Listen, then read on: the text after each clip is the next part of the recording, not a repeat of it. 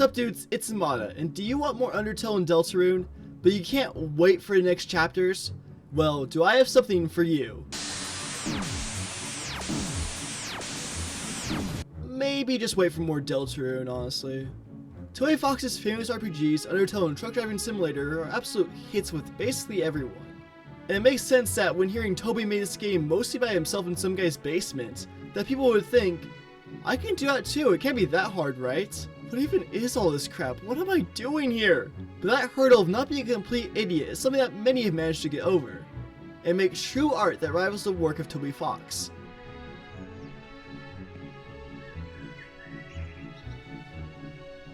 I would make fun of this, but can I do any better? So today, I decided to take a look at the best and worst Undertale fan games. And Deltarune too, because why not? And I sure hope I don't get a virus from any of these games. Some of them look really suspicious. Like, tell me, would you trust Undertale Judgment Hall on your PC? I didn't think so. Oh yeah, I heard about this. What if Undertale was edgy? Just what we needed. Spooning the game up and what the hell is this? Is this seriously what we're starting with? A goddamn Google Doc? Are you serious? Yeah, I ain't reading all that. I'm just gonna click on random crap. Oh no, I died! Oh, on to the next game! Ooh, what a shame.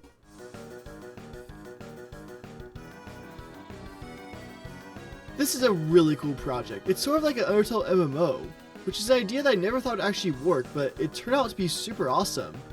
For one, look at these menus. Ooh la la, did Atlas make this game or something? My lord. As far as I can tell, there isn't any real story. Heck, there's not even a clear direction of where you need to go. You just kinda go explore, find stuff in the world.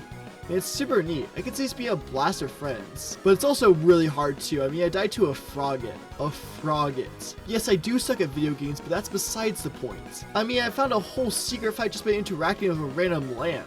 I can only imagine the amount of secrets in this game. Genuinely such a cool experience. But what even is this attack? Are you serious? Also, there's voice acting. My child, get back on your feet and try again. That gave me a genuine jump scare when I first heard it. What the hell? I will say I do wish there was some more direction or at least a little plot. It's hard to tell what I'm really supposed to do, and I wish there was just something to push me along. Also, I really don't like the level requirements. It feels way too grindy for this game. Like, Undertale's a pretty anti-grinding RPG, so put grinding in it feels just wrong in every single way. But hey, it's still a cool little game that if you have a few friends willing to play it, I recommend you give it a shot. Oh, this is sick, man.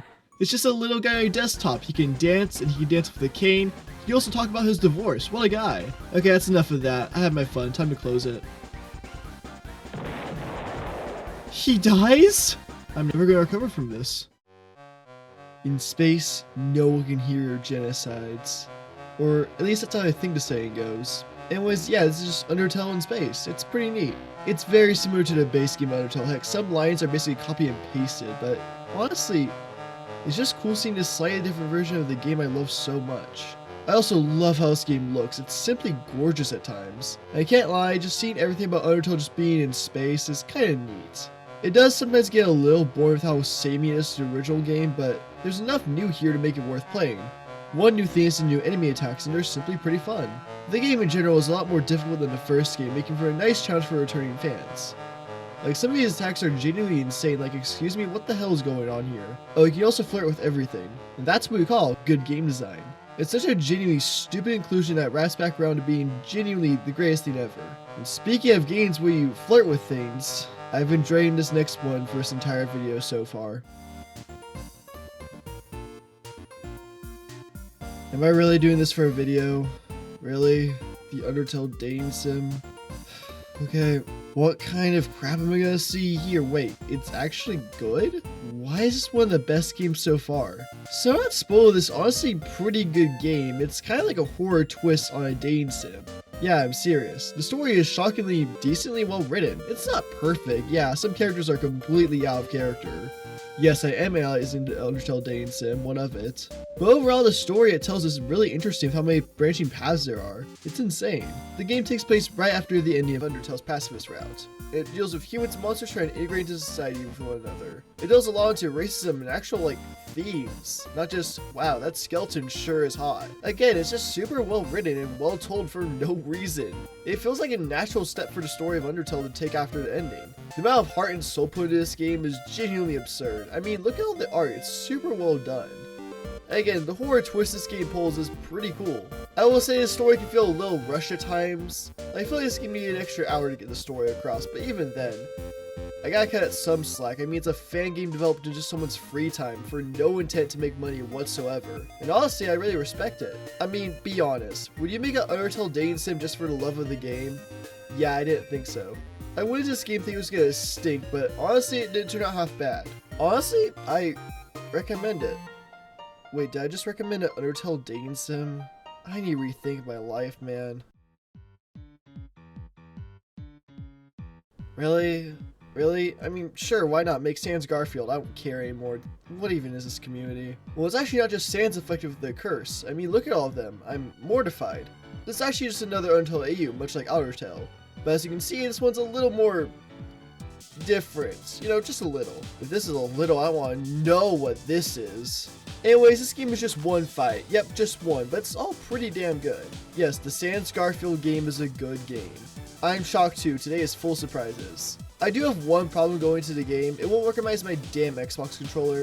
And before you give me your speech about, actually, the keyboard is the best way to play. It makes you way more precise than a stupid controller. Man, shut up. Look, I first played Undertale on a Nintendo Switch 1, with the most scratched up back I've ever seen on a console. Like, Jesus Christ, what did I do to this? I got used to the joysticks. Heck, I even got used to Joy-Con drift for a bit there. I mean, I don't want Joy-Con drift back, but hey, it did make me really like the feel of joysticks in this game. Heck, in almost any game I prefer joysticks over a D-pad or a keyboard. But even so, the greatness of this game still shines through. The art direction for one is great, which is no shocker. This game's art was done by one Lumpy Chunch, an internet pixel animator that specializes in this kind of crap. He's extremely talented and I highly recommend you subscribe to him. And also, while you're at it, subscribe to me. This video took forever to make. Please, I need all the help I can get. Anyways, yeah, this game looks super good. There's so much detail and love put into every pixel in this game. There's so many small details like Odie drooling, the animations when eating food, and attack bar being replaced with the most cursed thing ever. The gameplay is also great too. It is, for one, crazy hard. Like, even harder than the base Sans fight. Plus, Garfield's there. I still can't get over that fact. Who thought of this? There are a ton of super creative attacks, like my personal favorite being the smoking comic strip. You know, the greatest Garfield comic strip of all time. By the way, don't do this to your cat in real life, it doesn't end well. Why did you have to chain smoke them? There are also multiple phases, 3 in total, and each one is super unique. You'll see a brand new mechanic in the form of the praying feature, replacing the acting one. This can give you a variety of random effects, which some are crazy effective. But other times, yeah, don't use this. I do wish there was some dialogue in the game during the main battle, but hey, this is still a great game, and I enjoyed it a ton. But now, I need to show my skills. I'm going to beat this game, it's the last thing I do. I did it! I made it to phase 3! Now, it can't take too much longer to get past this. Yeah, next game. You know, looking back, it's shocking to put up the Game Boy's crap. I mean, look at what we have now, a full color display and some of the highest end games ever. Sure, it costs half a grand, but hey, it's a lot better than this green nightmare over there. But even then, the games from this era still have a ton of charm. Heck, some of the games from this era are the best in their series if you ask me. And during the time of the system, a lot of SNES and NES games got ported to it.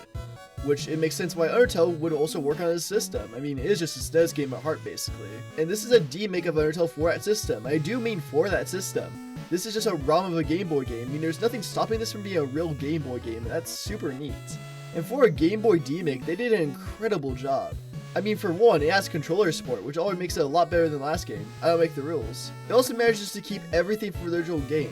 The text is still readable and the game's still fairly easy to play.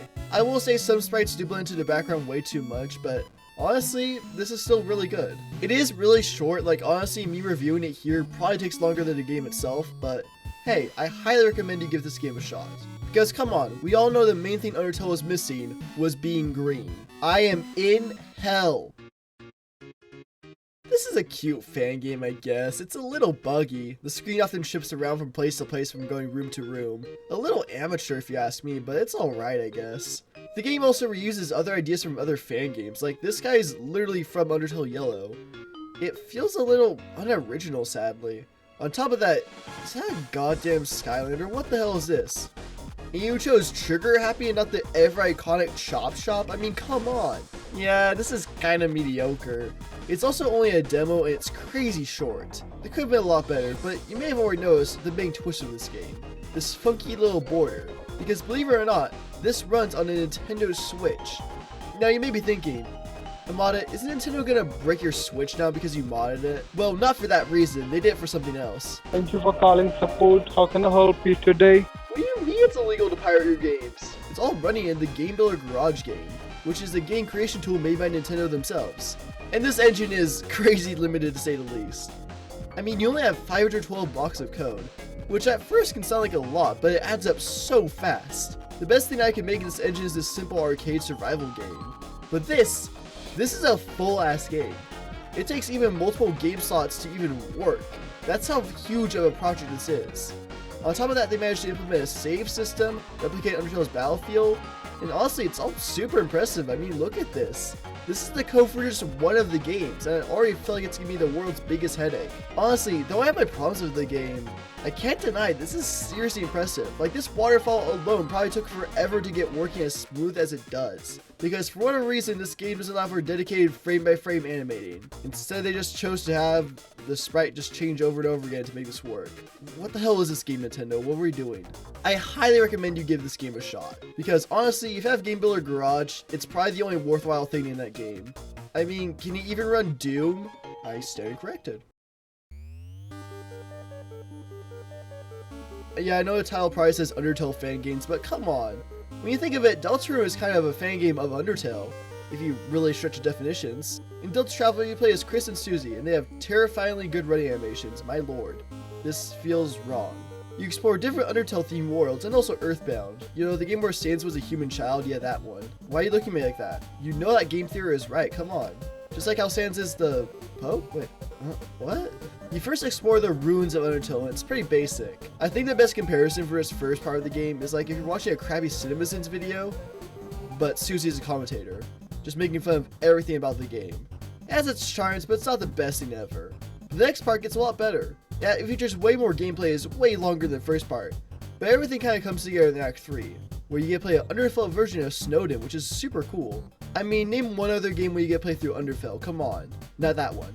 It is really cool since it's all mostly based on an old series of animations of this universe. And I used to watch this all the time as a child when I spent 99% of my time watching videos on Undertale, which is something I probably shouldn't have been doing. Maybe this is the way I am. I watched these animations a ton, and getting to play through them was really cool. I also love how the game was able to still joke around during this section. When I first walked into this section, I was kind of like, oh no, time to be edgy lord, darkness city, cool. But instead, I got a definitely darker version of Undertale, but still one that was pretty funny, which is actually this game's best trait. It's pretty darn funny. Everyone's written in character, and the writing feels identical to the main series of games. Except for this crap, I don't know what's going on here. Ralsei is high and I don't feel safe.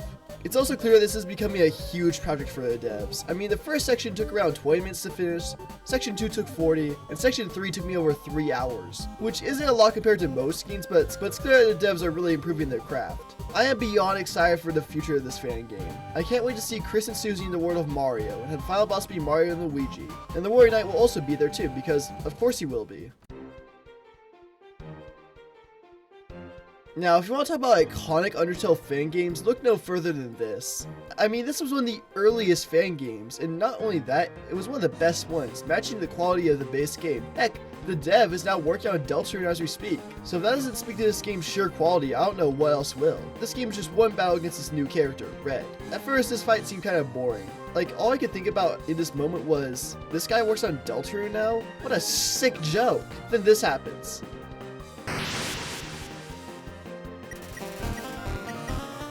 I'll be quiet now. And the best part is how it fits so well into Undertale's lore and story. Red's design fits really well into the main cast of Undertale, and the music, oh my god, the music. The attacks are also fairly manageable and not too difficult. Even in the Genocide variant, it doesn't get crazy hard like some Undertale fan games. I will say the Genocide variant is a little weird though. The game talks about how you killed all these people, but you're still level 1, so it comes across as a little strange. So I don't really know what she's yapping about here. But still decently challenging and fits really smoothly into the difficulty curve of the Genocide route, by being harder than Undying but still way easier than Sans. It's not super hard, I mean I beat it on the first try, but still super cool. I highly recommend you give this game a shot. I mean, it's only around 10 minutes to see all it has to offer. It's such a cool game, I highly recommend it. This is no exaggeration, by far the worst thing I've played all year, honestly. It's not even close. Yes, it's worse than a non-game text-based adventure. I'm serious. So in this game, it tries to recreate the Sans fight in 3D, but there's a twist. It sucks ass now. This game looks like crap. I mean, I'll give it this. The environment looks nice. I mean, ooh, fancy lighting. But I mean, what the hell is this? What did they do to my boy? It looks like they lobotomized him.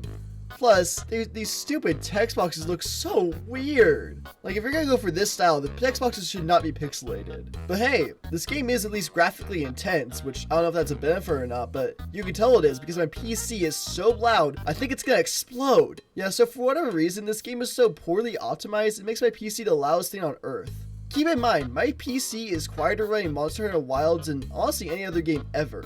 Many games that are known for being notoriously bad on PC run better and make my PC quieter than this stupid funny Sans 3D fight. Who made this? Anyways, once the fight starts wait, what? Where's the goddamn fight?